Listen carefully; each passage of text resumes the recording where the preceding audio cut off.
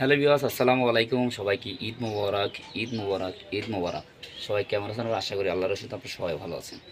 তো বরাবর নয়, আজকে ছোট্ট একটা ঈদের মধ্যে এটা ছোট্ট একটা ভিডিও নিয়ে আপনাদের হাজির হলাম। এটা দেখতে পাচ্ছেন আমাদের নতুন বাসা। তো আজকে আপনার ভাবি কী রান্না করছে। যেহেতু আজকে ঈদুল আজহার দিন, বছরের একটা দিন, ভালো মন্দ সবাই কম বেশি খায়। আমরা তো গরিব মানুষ, যতটুকু পারছি চেষ্টা করছি ইনশাআল্লাহ। তো কী খাওয়া যায় আজকে? এই যে আপনারা জানেন আমাদের আগের বাসাটাতে কিন্তু অনেক পরিমাণ গরম ছিল, অনেক পরিমাণ গরম, আর কোনো আলো বাতাস ছিল না। আলহামদুলিল্লাহ এবারে বাসাটা মোটামুটিভাবে অনেক সুন্দর, আর সব সময় আলো বাতাস থাকে। দেখেন আলো বাতাস, জানলা আছে অনেক, যেটা আমাদের জন্য খুবই ফেভার। আপনারা অনেকে জানেন ও জানেন কিনা জানি না, আমার স্ত্রী কিন্তু আলহামদুলিল্লাহ প্রেগনেন্সি। তো ইনশাল্লাহ আর অল্প কিছু দিনের মধ্যে ইনশাল্লাহ আমাদের ঘরে ছোট্ট একটা বাবু চলে আসবে ইনশাল্লাহ। সবাই আমাদের জন্য দোয়া করবেন, আমার বাবু, আমার স্ত্রীর জন্য দোয়া করবেন ইনশাল্লাহ। আমার বাবুটা আসলে আমার বাবুটার জন্য অবশ্যই সবাই দোয়া করবেন ইনশাল্লাহ। তো দেখতে থাকুন আমার স্ত্রী আজকে কী করছে, কী রান্না বান্না করছে, আপনাদের সম্পূর্ণ ভিডিওটা আজকে আমি ঘুরে ঘুরে দেখাবো ইনশাল্লাহ। সবাই সঙ্গে থাকুন, পাশে থাকুন। এদিকে মূলত আমি আসলাম দেখাচ্ছে আপনাদেরকে এই জানলাটা দেখেন, বারিন্দা তো একটা আলহামদুলিল্লাহ জানলা, এখানে সব কিছু লাইন আছে করা। তো এদিকে আসলাম দেখালাম আপনাদেরকে। তো আমার স্ত্রী আছে, কি রান্না করবো তুমি আজকে? আজকে গরুর গোশত রান্না। যদি ঈদুল আজহার দিন নাকি? ঈদুল আজহার দিন এই তো, কিন্তু আজকে ঈদুল আজহা কোরবানির দিন ইনশাল্লাহ। আমরা তো কোরবানি দিন নাই। তো আমার এক স্যার কোরবানি দিয়েছে, এই স্যারে আমাকে নামাজ পড়ার পরপরই আমি চলে আসছি বাসায়। আসার পর স্যার আমাকে ফোন দিয়েছিল যে রবিউল তুমি একটু আসো তো বাসা। তো আমি গেলাম ওখানে, স্যারে আমাকে ফোন দেওয়ার পর গেলাম।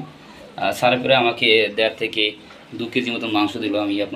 আমি সেটা বাসাতে রেখে আমি ওদিকে একটা ঘুরতে গিয়েছিলাম। এসে দেখি আমার স্ত্রী রান্নাবান্না শুরু করে দিয়েছে। সে রাঁধছে আজকে গরুর গোশত, রান্নাবান্না করছে আজকে। এই লেবু দিয়েছিল, কি লেবু কি লেগে দিয়েছিল? কে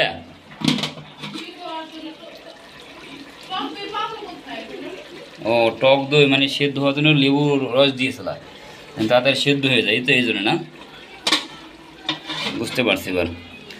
যাই হোক, এই হলো আমাদের ছোটো ছোটো ঘর। আর আপনার ভাবি এগুলো রান্না করলো, রান্না শুরু করছে অনেক আগে থেকে। মানে এটা তো সিলিন্ডারে গ্যাস, তো পাওয়ার কম। আর আগে যে বাসায় ছিলাম সেই বাসায় তো আপনারা জানেন কোনো গ্যাসই ছিল না, পানি উঠতো আড়ি সমান। আমার এর আগের ভিডিওতে দেওয়া আছে, দেখবেন রোমালে যে আগাতে আমাদের ওই বাসাতে পানি উঠে পুরো বন্যা হয়ে গেছিলো। তার জন্য কিন্তু আমাদের ঘর চেঞ্জ।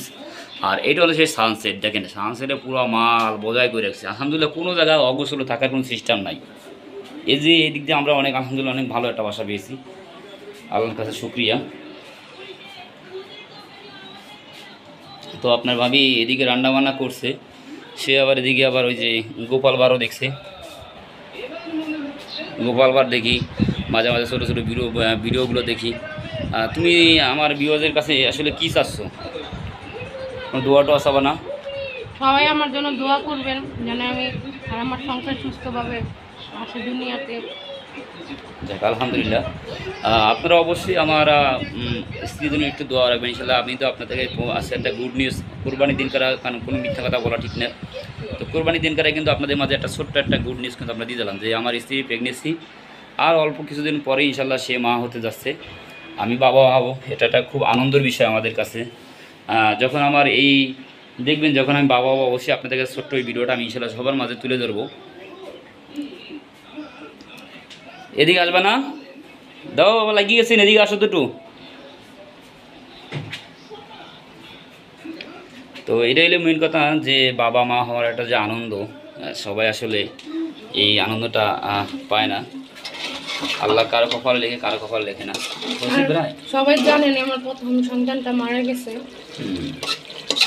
আর অনেকে জানেন যে আসলে আমাদের প্রথম সন্তানটা কিন্তু মারা গেছে, গর্ভ অবস্থায় কিন্তু স্যার কিডনি আক্রান্ত হয়ে মারা গেছিলো, গর্ভ অবস্থা থাকা অবস্থায়।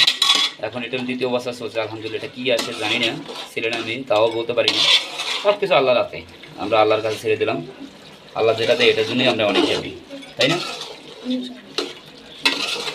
তো জানলেও এখন বর্তমানে আদালতের থেকে নিষেধ করা হয়েছে যে ছেলে না মেয়ে গর্ভের থেকে নিষেধ করা আছে, যা সরকারি আইন। যাই হোক, আমি তো আসলে ছোট ইউটিউবার, তো আসলে আমার ভিডিওগুলো মূলত ভাইরাল আছে কি, আপনাদের পারলে আমার ভিডিওটা শেয়ার করবেন, লাইক করবেন ইনশাল্লাহ, সবাই করে একটু ভাইরাল করে দেন। কারণ আমি তো আসলে ওই যে অন্যান্য ব্লগারদের মতন তো আসলে আমার ছোট ছোট ভিডিও করি, তো আমি তো বড় ভিডিও করতে পারি না। আর মনে করেন যে আমার ভিডিও বিষয়টা আকর্ষণীয় হয় না, আমরা করতে পারি না, ভুল কথা, আমরা বিজি থাকি, তাই না? আর মূলত আমরা বিজি থাকি সবসময়, আসলে আমার আর করা হয় না। আমার স্ত্রী তো বুঝতেই পারছেন যে আন্তঃসত্ত্বা, আর আমি তো সবসময় অফিসে থাকি, আমি ভিডিও করতে পারি না। এই জন্য আমার এই ভিডিওতে আসলে খুব কম ভিউ হয়। আমি চাই আপনারা যদি আমাকে সাপোর্ট করেন, বেশি বেশি আমার যদি একটা ভিডিও যদি কোনো মতো ভাইরাল করে দেন, ইনশাল্লাহ দেখবেন আমি ইনশাল্লাহ কন্টিনিউ ভিডিও করার চেষ্টা করবো। আমার প্রতিদিন তুলে ধরবো আমার স্ত্রী কী করছে অথবা আমি কী করছি, সব কিছু আপনাদের কাছে তুলে ধরবো। আর ইনশাল্লাহ আমি যদি সুস্থ হয়ে যাই, আমার ছোট বাবুকে নিয়ে, আমার হাজবেন্ডকে নিয়ে আমরা তিনজন একটা ব্লগ করব ইনশাল্লাহ। ইনশাল্লাহ, আল্লাহ ভরসা। যদি আল্লাহ সুস্থ দান করে, আশা করা ভালো না। যাক, আল্লাহ ভরসা, ওরা ইনশাল্লাহ। আল্লাহ সবাই দোয়া করবেন আমার জন্য, সবাই কিন্তু দোয়া করবেন, বেশি বেশি আমার স্ত্রীর জন্য। আজকে ঈদের দিনকে দোয়া করবেন, আমিও সবার জন্য দোয়া করব। আমার তো মানে জিভে তো ভুল হয়ে গেছে না ইন্ডিয়া। হ্যাঁ, তুমি তো কষা মাংস খুব পছন্দ করো। ও, দিব তোমার? এটা কি কলজে না ফিসা? এটা ফ্রেশ। যদি একটা টিপস খাই দেন। খারাপ বাটি। আপনার ভাই সে গরুর গোস্ত খুব পছন্দ করে, কষা। ছোট্ট একটা পিস মাংস কাটবো না। দেখো তো সিদ্ধ হয়েছিল। সেদ্ধ হয়েছে মানে খামোর এরকম সেদ্ধ হয়েছে। বউ দিয়েছে কোরবানির মাংস, বিসমিল্লাহ বলে আজকে খাওয়া শুরু করলাম। দেখতে আসি এই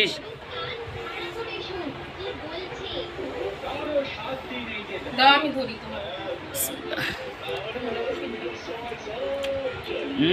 কথা আরো আপনার ভাইয়া কষা মাংস খাইতেছে, কেমন হয়েছে? অসাধারণ, কোরবানির মাংস বলে কথা। আরো প্রথম দিন অর্থাৎ ঈদের দিন করে আজকে আমরা এটা খাচ্ছি, আলহামদুলিল্লাহ, আল্লাহর একটা নিয়ামত যে আসলে বাড়িতে যেতে পারিনি, ছুটি পাই নাই। ছুটি যেহেতু পাই নাই, সেহেতু আমি আর আপনার ভাবি দুজনই আজকে ঢাকাতে আসছি বসে। আমার বাপ মার সাথে ঈদ কাটাতে পারছি না, ও আর বাপ মার সাথে ঈদ কাটাতে পারছে না। কেন পারছে না? ও তো বুঝতে পারছেন একটু অসুস্থ, আর আমার এদিকে যাওয়া সম্ভব না। আর আমি যেতে পারতাম, আমার বাবার বাসা পুরান ঢাকা, কেন যাইনি? আপনার ভাইকে থুয়ে যাব, একা একা থাকবে, ওর বাবা নেই, মা নেই, তার জন্য আমিও যাইনি। যে সবসময় তো ঈদ করা যায়, কিন্তু ঈদের পরের দিন চেষ্টা আছে যাব। আমি একবারই চলে যাব, আর ও শ্বশুর বাড়ি যাবে। আমি যেমন বাবার বাড়ি, ও যাবে আর শ্বশুর বাড়ি। তাহলে তো বুঝতেই তো পারছেন, আপনার ভাবি কিন্তু আমাকে ছেড়ে সে তার বাপের বাড়িতে চলে যাবে। তো ঈদের দ্বিতীয় দিন তাকে আমি তার বাপের বাসায় দিয়ে আসবো। কারণ আসলে মূলত থেকে আমি এখানে থাকলে তাকে কেউ দেখতে পায় না। আসলে আমি ঘরের ভিতরে থাকি, অনেক সময় তার ব্যথা উঠতে পারে, অনেক সময় অনেক পরিস্থিতির শিকার হতে পারে, যার কারণে আমি বাসা বাড়িতে থাকি না। সেহেতু তাকে আসলে এখানে রাখা ঠিক হবে না, কারণ আমি একা থাকি। একা থাকলে সমস্যা নেই, কিন্তু তাকে এখানে একা অবস্থায় এখানে রাখা ঠিক হবে না। আপনারা কী বলেন? এর জন্য তাকে ঈদের দ্বিতীয় দিন ইনশাল্লাহ বাড়িতে দিয়ে আসবো। আর ঈদের দ্বিতীয় দিন গেলে ইনশাল্লাহ ছোটো একটা ভিডিও কিন্তু আপনারা পাবেন, আমার সম্পূর্ণ ঘরের ভিডিও। আমাদের ঘরটা দেখতে কেমন, কীভাবে আমরা ঘরটা আসলে কেমন, ঘরটা কীভাবে নিয়েছি, সম্পূর্ণ ভিডিও দেখবেন ইনশাল্লাহ ঈদের দ্বিতীয় দিন কারা। তো সবাই সঙ্গে থাকুন, ভালো থাকুন ইনশাল্লাহ। আর আমাদের জন্য দোয়া রাখবেন, আমার স্ত্রীর জন্য দোয়া রাখবেন, আর আমার বাচ্চাটার জন্য, পেটের বাচ্চাটার জন্য দোয়া রাখবেন। সবাই ভালো থাকেন, সুস্থ থাকেন। আল্লাহ হাফেজ। আসসালামু আলাইকুম ওয়া রাহমাতুল্লাহি ওয়া বারাকাতুহু। আল্লাহ।